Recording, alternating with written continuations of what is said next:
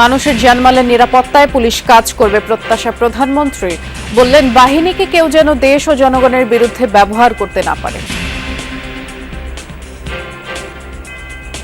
বর্তমান গণতান্ত্রিক সরকারের সময় শান্তি এবং নিরাপত্তা চায় জনগণ।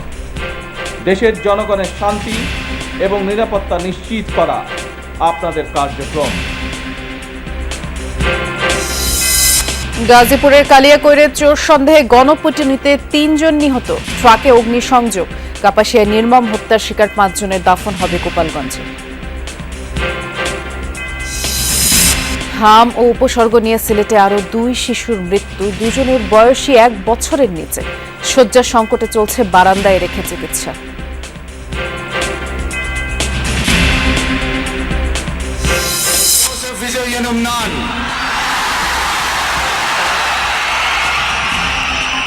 தமிழ்நாட்டு அரசின் முதலமைச்சர் என்ற முறையில்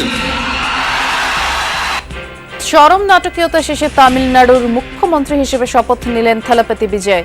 মঞ্চে ছিলেন কংগ্রেস নেতা রাহুল গান্ধী।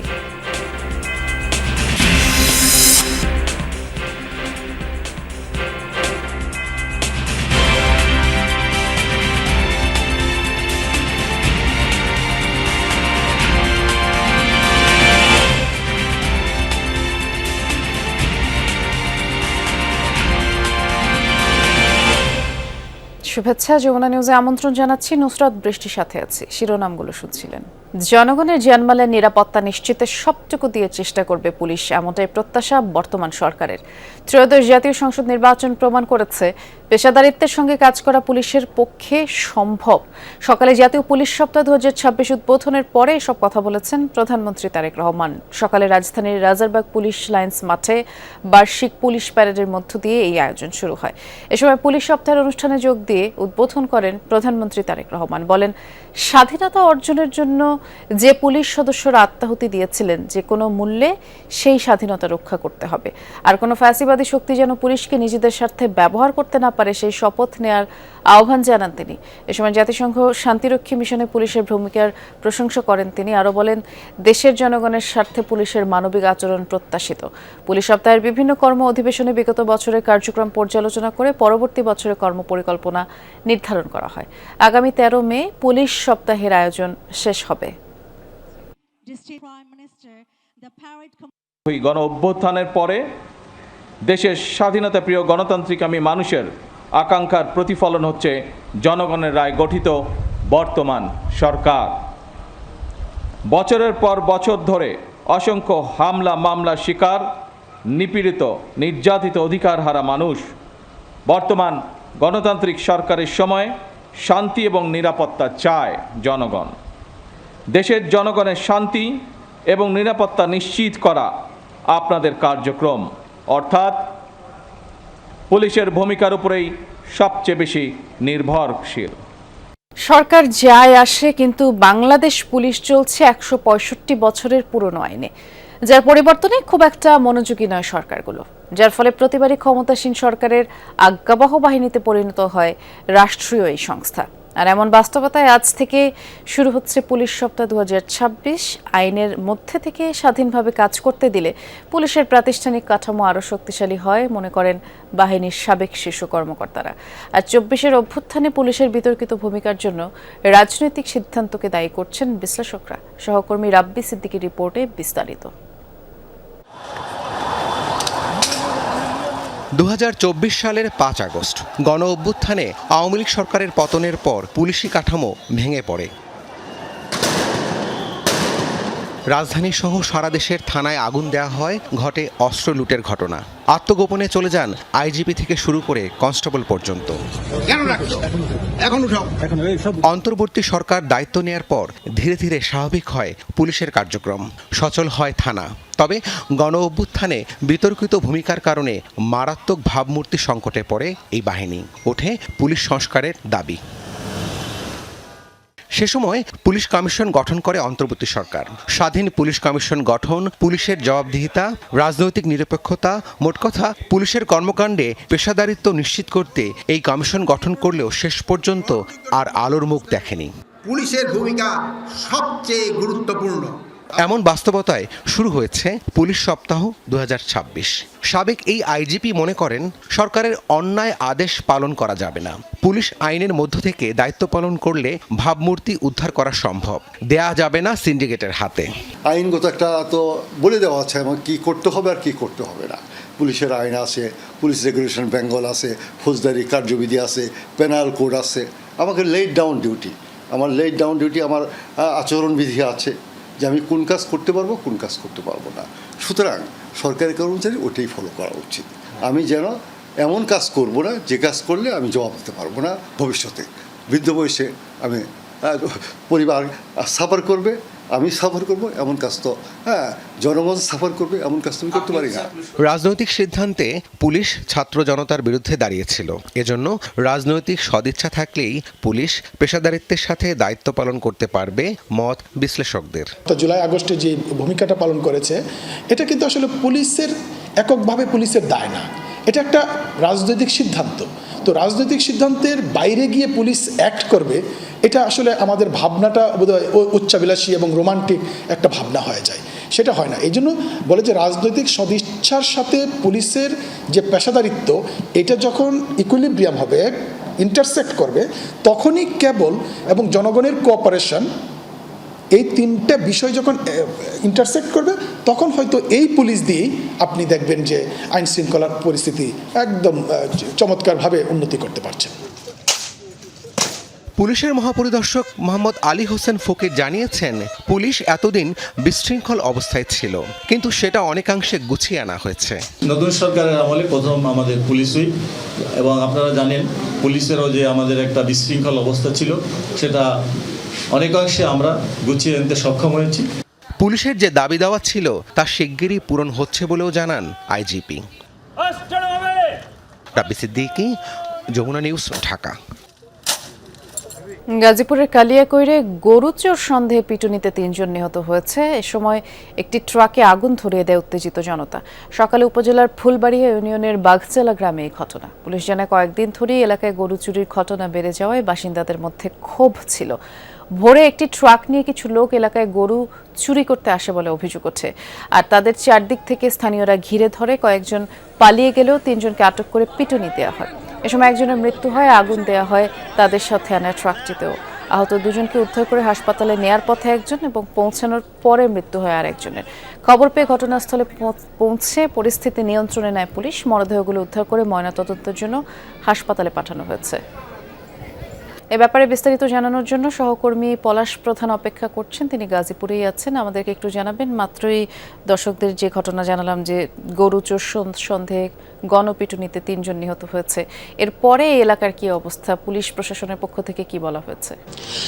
বৃষ্টি আসলে এই কয়েকটি গ্রাম আসলে অতিষ্ঠ হয়ে গিয়েছিল গত কয়েকদিন যাবতই, যেহেতু সামনে কুরবানি ঈদ, সেক্ষেত্রে কিন্তু এই চোরচক্র সদস্যরা প্রায় কিন্তু কয়েকটি গ্রাম আসলে বেপরা হয়ে গিয়েছিল, যে কারণে মানুষ অতিষ্ঠ হয়ে যাওয়ার পর মানুষ আসলে কিভাবে তাদেরকে ধরবে সেই বিষয়ে কিন্তু আসলে তারাই আসলে প্রস্তুত ছিল। এর আলোকে কিন্তু গতকাল একটি ট্রাক যোগে এই গ্রামে প্রবেশ করার পর প্রথম এই ট্রাকটি ধাওয়া করার পর 4 জনকে আসলে বিভিন্ন চুরি সংশ্লিষ্ট যেই যন্ত্রপাতিগুলি ছিল সেগুলো সহ তাদেরকে প্রথম আটক করার পর গণপিটুনিতে ঘটনাস্থলে একজনের মৃত্যু হয়। বাকি 2 জন তারা হাসপাতালে নেওয়ার পথে একবার হাসপাতালে গিয়ে একজনের মৃত্যু হয়, আর বাকি যে একজন সে আসলে গণপিটুনি খেয়ে ঘটনাস্থল থেকে আসলে পালিয়ে যায়। পরপরই কিন্তু যে ট্রাক এটি নিয়ে তারা চুরি করতে উদ্দেশ্য যাওয়া হয়েছিল, যেমনটি বলছিল এলাকাবাসী। এরপর থেকে কিন্তু আসলে আমরা যে বিষয়টি দেখেছি যে এই ট্রাকটিতে কিন্তু উৎসুক জনতা আগুন ধরিয়ে দেয়। এরপর থেকে ফায়ার সার্ভিস এবং থানা পুলিশ এসে আগুন নিয়ন্ত্রণ করে সেটি আসলে থানা পর্যায়ে জব্দ করা হয়। তবে পুরো এলাকাটি আসলে থমথমে বিরাজ করছে। আমরা একাধিক মানুষের সাথে কথা বলার চেষ্টা করছি, তারা আসলে কেউ আসলে কথা বলতে রাজি নয়। তারা বলছিল, একটি কথাই বলছিল যে পুরো এলাকাটি আসলে কয়েকটি গ্রাম মিলিয়ে কিন্তু আসলে কয়েকদিন যাবৎ অতিষ্ঠ হয়ে গিয়েছিল। বৃষ্টি, বিস্তারিত জানানোর জন্য ধন্যবাদ পলাশ। গাজীপুরের কাপাসিয়ায় 5 জনকে গলা কেটে হত্যার ঘটনায় মামলা হয়েছে। জিজ্ঞাসাবাদের জন্য 2 জনকে আটক করা হয়েছে। শনিবার রাতে সন্দেহভাজন ফোরকানকে প্রধান আসামি করে অজ্ঞাত আরও 4 জনের নামে মামলা করেন নিহত শারমিনের বাবা শাহাদাত মোল্লা। শুক্রবার রাতে উপজেলার রাউতকোনা এলাকা থেকে মরদেহগুলো উদ্ধার করা হয়। পুলিশ জানায় দীর্ঘদিন ধরে স্ত্রী শারমিনের সাথে পারিবারিক কলহ চলছিল ফোরকানের। প্রাথমিক ধারণা এরই জেরে স্ত্রী, 3 কন্যা এবং শ্যালককে হত্যা করতে পারে ফোরকান। স্বজনদের দাবি, ফোন দিয়ে ফোরকান নিজেই 5 জন মারা যাওয়ার খবর জানায়, এরপরে পালিয়ে যায়। হত্যাকাণ্ডের রহস্য উদ্ঘাটনে কাজ চলছে। এদিকে এই হত্যার শিকার 5 জনের মরদেহ গোপালগঞ্জে তাদের গ্রামের বাড়িতে পৌঁছেছে।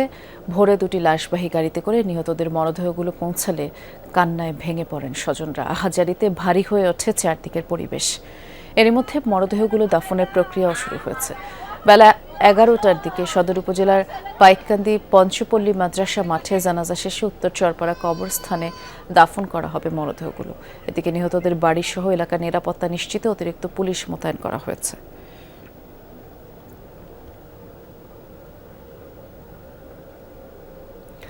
দেশ জুড়ে উদ্বেগজনক হারে ছোঁয়াচে রোগ হামের সংক্রমণ বাড়ছে। গত 24 ঘন্টায় উপসর্গ নিয়ে সিলেটে আরও 2 শিশু মারা গেছে, তাদের বয়স 1 বছরেরও কম। এ নিয়ে সিলেটে হাম ও উপসর্গ নিয়ে প্রাণহানির সংখ্যা দাঁড়ালো 26 জনে। গত 24 ঘন্টায় এই জেলার বিভিন্ন হাসপাতালে নতুন রোগী ভর্তি হয়েছে 122 জন। রাজশাহী মেডিকেল কলেজ হাসপাতালে নতুন রোগী 11 জন। চিকিৎসা শেষে বাড়ি ফিরেছেন 10 জন। এছাড়া খুলনা, বরিশাল, রংপুর, চট্টগ্রাম বিভাগেও হামে আক্রান্ত রোগীর সংখ্যা বাড়ছে এবং বেডে কাঁদছে জ্বরে কাতর ছোট্ট শিশুরা। চিকিৎসা দিতে অধিকাংশ হাসপাতালে আইসোলেশন ওয়ার্ড খোলা হলেও স্থান সংকুলান না হওয়ায় বারান্দায় রেখেই রোগীদের সেবা দেওয়া হচ্ছে। একসময় নিয়ন্ত্রণে থাকা এই রোগ আবারও ভয়ঙ্কর হয়ে ওঠায় অভিভাবকরা উদ্বিগ্ন। শিশুদের জীবন বাঁচাতে সচেতনতা বাড়ানোর পরামর্শ দিয়েছেন চিকিৎসকরা।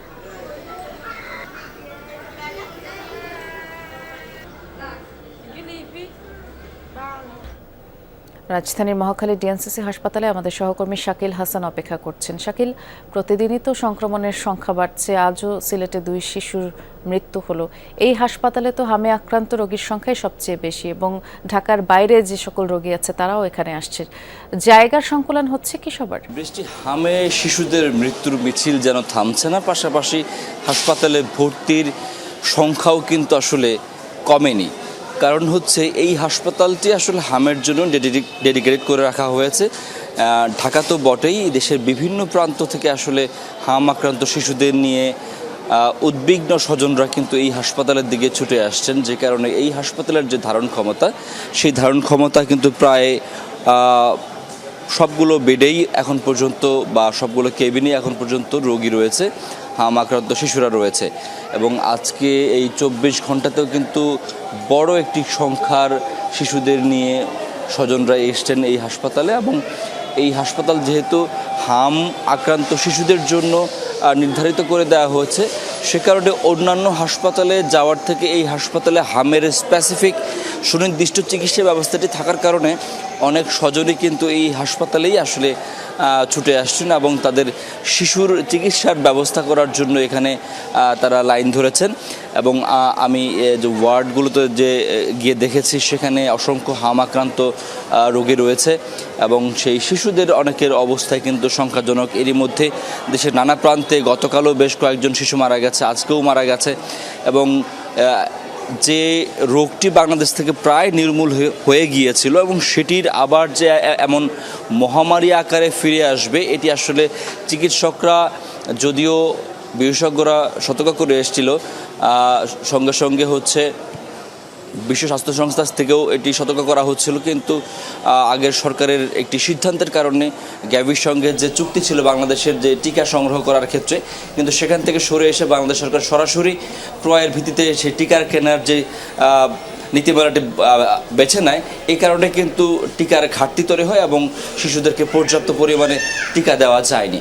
এবং যে কারণে চিকিৎসকরা বলছেন যে এইবার যে মহামারী আকার ধারণ করেছে সেটি তার অন্যতম বড় কারণ। তবে সরকার তদন্ত কমিটি করেছে, তদন্ত কমিটি এই পুরো ঘটনাটি পুঙ্খানুপুঙ্খ বিশ্লেষণ করে নথি প্রমাণের ভিত্তিতে তারা রিপোর্ট দেবে বলে এখন পর্যন্ত সরকারের পক্ষ থেকে জানানো হয়েছে। বেশ বিস্তারিত করে আপনি জানাচ্ছিলেন, অনেক ধন্যবাদ শাকিল। তামিলনাড়ুর মুখ্যমন্ত্রী হিসেবে শপথ নিলেন সুপারস্টার জোসেফ বিজয় থালাপতি। চেন্নাইয়ের নেহেরু স্টেডিয়ামে মহা আড়ম্বরে অভিষেক অনুষ্ঠান হয়েছে, যাতে যোগ দিয়েছেন কংগ্রেস নেতা রাহুল গান্ধী, অংশ নিয়েছেন কংগ্রেস সহ বিজয়ের জোটে যোগ দেয়া অন্যান্য নেতারাও।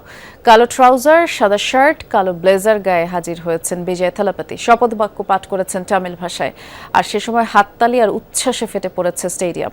নতুন মুখ্যমন্ত্রীর পাশাপাশি শপথ নিয়েছেন আরও 9 মন্ত্রী। অনুষ্ঠানে উপস্থিত হয়েছে টিভিকের বিপুল সংখ্যক কর্মী সমর্থক ও তামিল চলচ্চিত্রের স্বনামধন্য তারকারাও।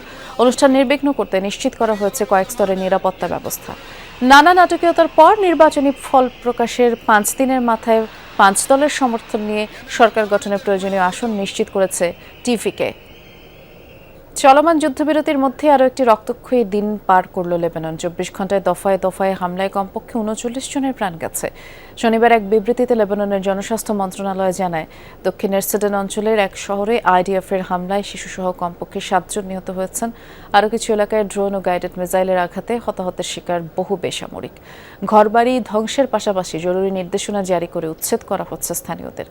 ওয়াশিংটনের মধ্যস্থতায় দ্বিতীয় দফা শান্তি আলোচনার পরই লেবাননে হামলা জোরদার করেছে আইডিএফ, এবং যুদ্ধবিরতির পর থেকে এখন পর্যন্ত আইডিএফের হামলায় নিহতের সংখ্যা 500 ছাড়িয়ে গেছে।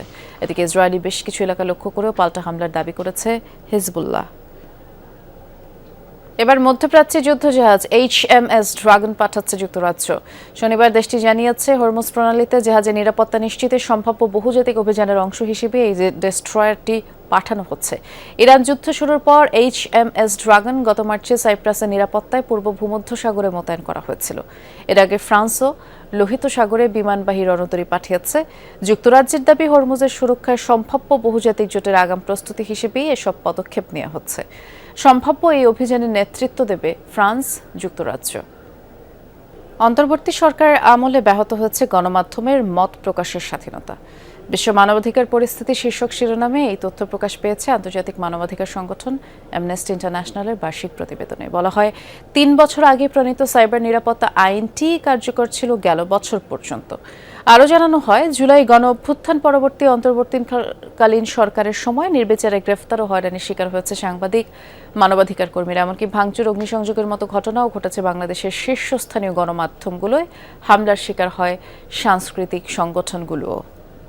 অবৈধভাবে আনা প্রাণী থেকে বংশবিস্তার করা হয় প্রায় 80টি জলহস্তিকে হত্যার পরিকল্পনা নিয়েছে কলম্বিয়া। তবে এই সিদ্ধান্তে বিভক্ত পরিবেশবাদী ও নদী তীরবর্তী এলাকার বাসিন্দারা। কর্মকর্তারা বলছেন, ম্যাকডেলেনা নদী সংলগ্ন এলাকায় প্রায় 200 জলহস্তির সংখ্যা নিয়ন্ত্রণে আনতে এই পদক্ষেপ।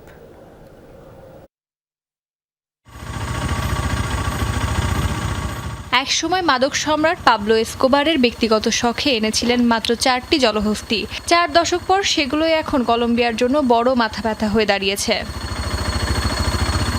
সংখ্যা বেড়ে দাঁড়িয়েছে প্রায় 200-তে, আর নিয়ন্ত্রণ না করলে 2035 সালের মধ্যে তা 1000 ছাড়িয়ে যেতে পারে বলে আশঙ্কা সরকারের। এই পরিস্থিতিতে 80টি জলহস্তিকে মেরে ফেলার পরিকল্পনা নিয়েছে কলম্বিয়া সরকার, আর এই সিদ্ধান্ত ঘিরেই শুরু হয়েছে বিতর্ক। পুয়ের্তো বোয়াকা অঞ্চলে অবাধে ঘুরে বেড়াচ্ছে এসব জলহস্তি, কখনো নদীতে, কখনো সড়কের পাশে, যা ভীত করে তুলেছে স্থানীয়দের। ম্যাকডালেনা নদীর তীরের বাসিন্দাদের দাবি, জলহস্তিগুলো এখন শুধু বন্য প্রাণী নয়, মানুষের জন্য বড় হুমকি। নদীতে মাছ ধরতে যাওয়া, শিশুদের গোসল, এমনকি সড়ক চলাচলও ঝুঁকিপূর্ণ হয়ে উঠেছে। প্রাণীদের বাঁচার অধিকার আছে, কিন্তু যখন মানুষের নিরাপত্তার প্রশ্ন আসে তখন কঠিন সিদ্ধান্ত নিতেই হয়। তবে প্রাণী অধিকার কর্মী ও পরিবেশবাদীদের অবস্থান ভিন্ন। তাদের দাবি, হত্যা নয়, সমাধান হতে হবে বিকল্প পথে। বন্ধ্যাকরণ, পুনর্বাসন কিংবা অন্য দেশে স্থানান্তরের মতো উপায় নিয়েই ভাবার আহ্বান তাদের। প্রাণী হত্যা যেন সহজ সমাধান হিসেবে গ্রহণ না করা হয়, বরং প্রাণঘাতী নয় এমন বিকল্প ব্যবস্থা দ্রুত খুঁজে দেখা উচিত। এরই অংশ হিসেবে ভান্তারার বিশেষজ্ঞ দল কলম্বিয়ায় যাচ্ছে। অনন্ত আম্বানির এই বন্যপ্রাণী সংরক্ষণ কেন্দ্রের প্রতিনিধিরা 80টি জলহস্তিকে ভারতে স্থানান্তরের সম্ভাবনা যাচাই করবেন। অস্মিতা বিশ্বাস, যমুনা নিউজ। আর এই ছিল আমার কাছে